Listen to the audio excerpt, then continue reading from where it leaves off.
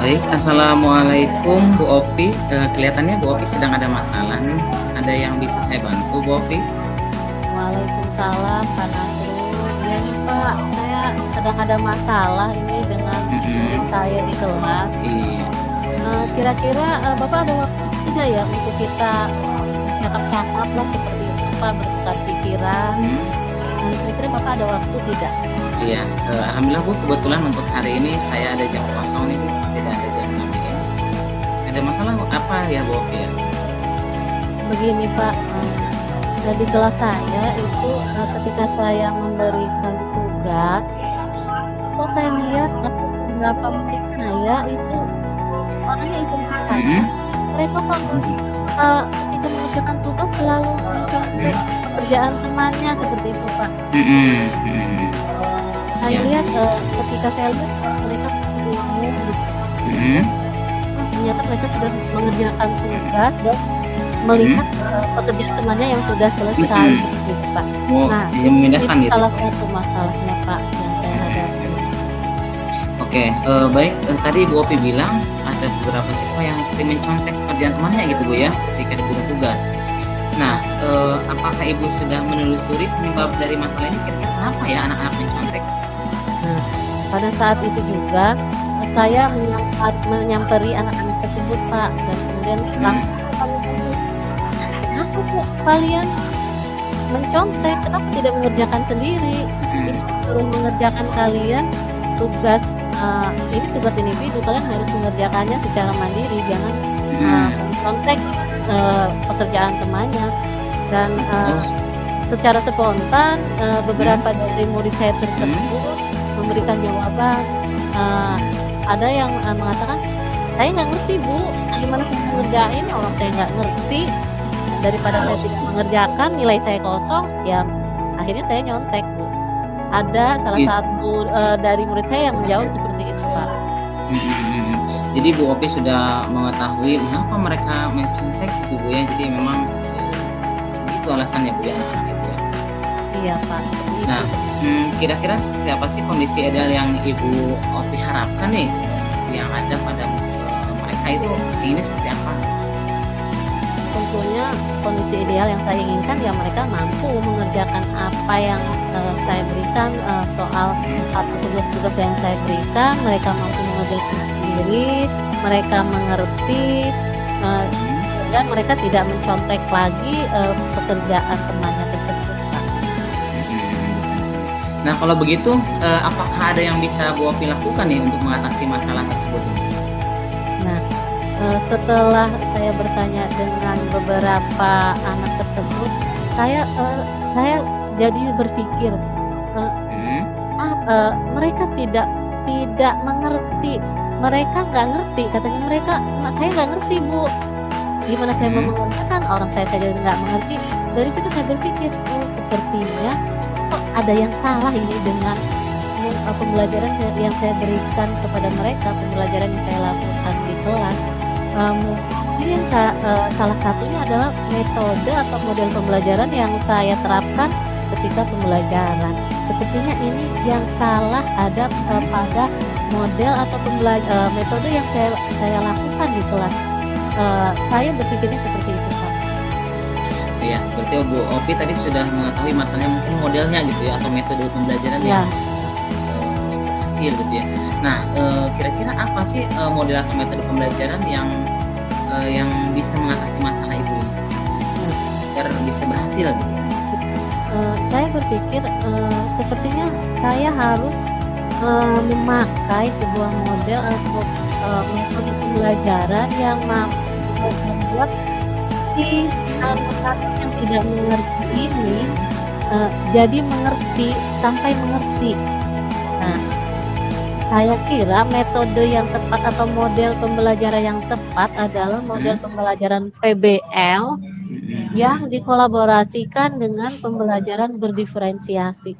Saya Mhm. pikir itu, Mhm. metode yang tepat untuk mengatasi permasalahan bagi, anak-anak yang tidak mengerti sehingga akhirnya mencontek, pekerjaan temannya tersebut, Pak.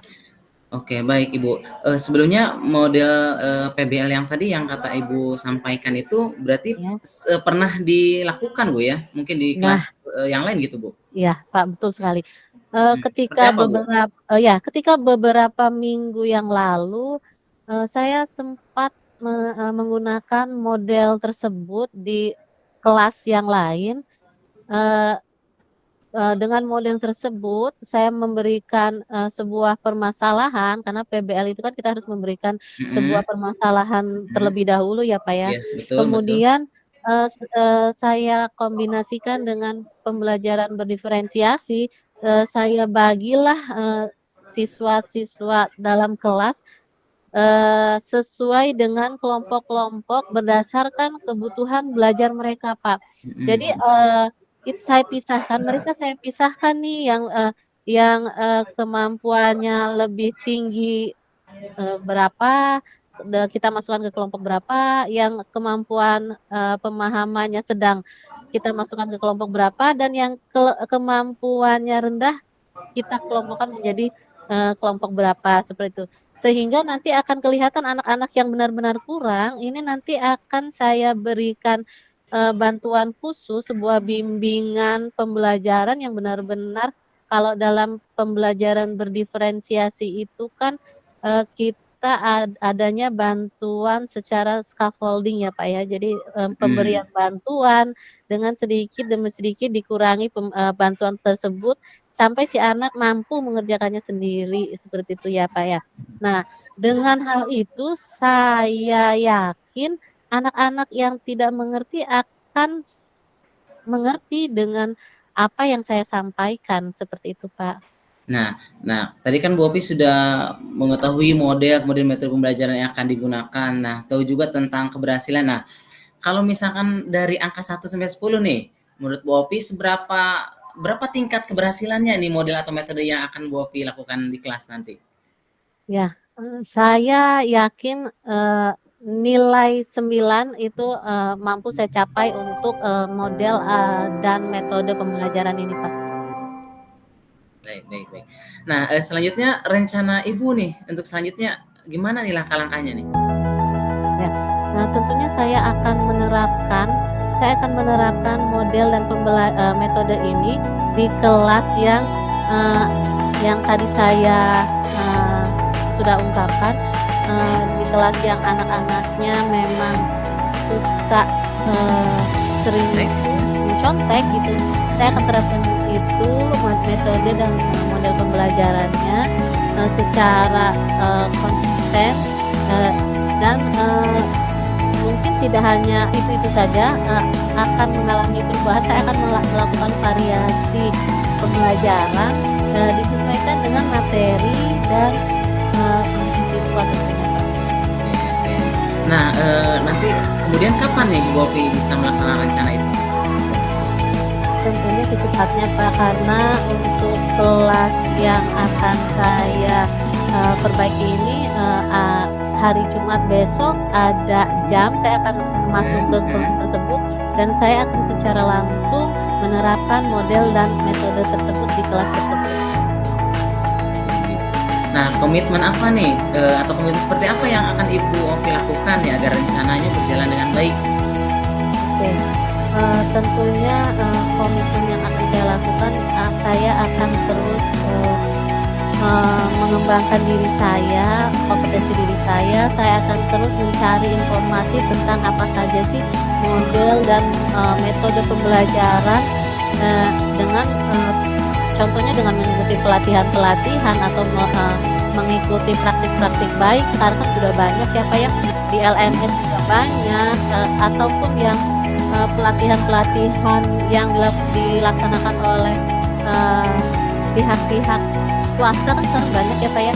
Nah, saya, tentunya akan mengikuti, pelatihan-pelatihan tersebut untuk meningkatkan, kompetensi diri saya dalam mengembangkan pembelajaran di kelas. Sehingga dengan banyaknya pengetahuan saya tentang, eee, model dan metode tersebut, saya akan mempunyai banyak referensi sehingga saya nanti mampu menerapkan model-model tersebut di kelas di mana saya akan mengajar dan akan disesuaikan dengan kondisi murid itu sendiri, sehingga pada akhirnya murid saya akan mendapatkan pembelajaran, akan mendapatkan haknya sebagai murid.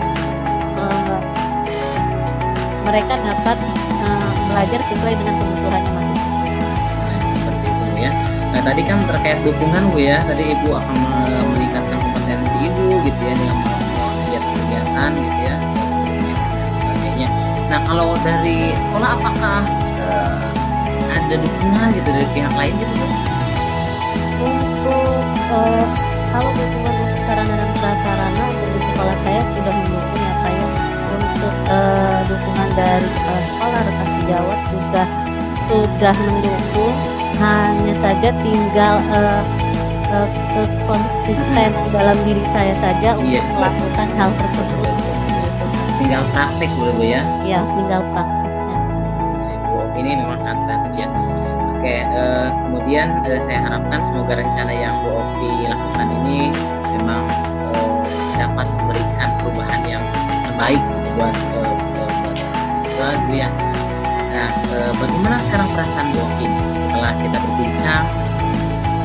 Ya, perasaan saya sekarang plong Pak, sudah lega karena saya bisa menemukan solusi dari permasalahan yang saya temui di kelas Pak. Saya juga merasa senang mendengarkan cerita dari Bu Opi tadi. Semoga kita bisa terus saling berbagi ya Bu. Sampai jumpa. Terima kasih. Assalamualaikum warahmatullahi wabarakatuh.